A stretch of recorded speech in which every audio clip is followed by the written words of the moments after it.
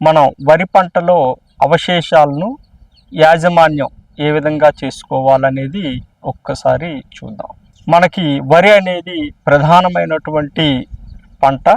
అయితే ఈ యొక్క ఖరీఫ్లో వరి పంటను సాగు చేసిన తర్వాత రబీలో సాగు చేయాలనుకునే రైతులు ఈ మధ్యకాలంలో ఈ వ్యర్థాలు అంత తొందరగా కుల్లవేమో అని చెప్పుకొని కాల్చివేయడం జరుగుతుంది.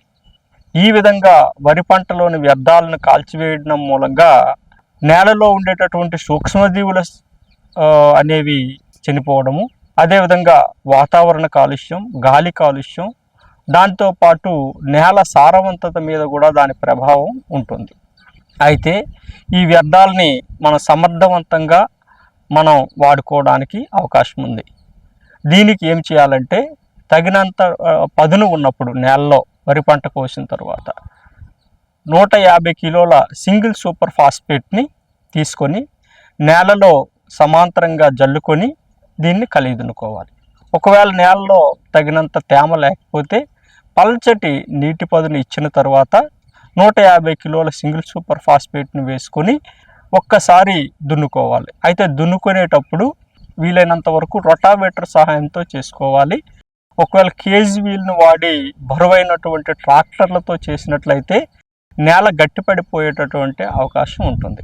అయితే ఈ యొక్క రబీలో వరి పండించేటటువంటి రైతులు ఈ ప్రక్రియ ప్రారంభానికి ముందుగానే నారుమడి వేసుకున్నట్లయితే ఈ గడ్డి కుళ్ళే లోపు మనకి నారుమడి కూడా పెరగడం అవుతుంది. తద్వారా సకాలంలో వరిని నాటుకునేటటువంటి అవకాశం కూడా ఉంటుంది. అయితే ఈ విధంగా చేసినప్పుడు ఏంటంటే వరిగడ్డి నేలలో కలిసిపోవడం వలన ఇందులో నత్రజని, భాస్వరము, పొటాష్ ఎరువులు ఉంటాయి. ఇవి మొక్కకి అందేటటువంటి అవకాశం ఉంటుంది. అంతేకాకుండా మనం ఇది కుల్లడానికి 150 కిలోల సింగిల్ సూపర్ ఫాస్ఫేట్ వేసాం కాబట్టి ప్రత్యేకంగా భాస్వరం ఎరువు వేయనటువంటి అవసరం లేదు.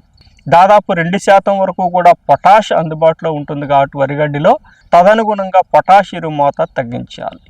అంతేవిధంగా ఒక 25 నుంచి 30% వరకు నత్రజని మోతాదు తగ్గించాలి. వీటితో పాటు సూక్ష్మ పోషకాలు కూడా ఈ యొక్క వరిగడ్డిలో ఉంటాయి కాబట్టి జింక్ ధాతు లోపం కూడా కనిపించదు. తద్వారా అన్ని రకాలైన సూక్ష్మ పోషకాలు, స్థూల పోషకాలు మొక్కకు అంది అధిక దిగుబడి వచ్చేటటువంటి అవకాశం ఉంటుంది. అంతేకాకుండా సూక్ష్మజీవుల స్థాయి కూడా నేలలో పెరిగి నేలలో సేంద్రీయ కర్బన స్థాయి కూడా పెరిగేదానికి ఆస్కారం ఉంటుంది.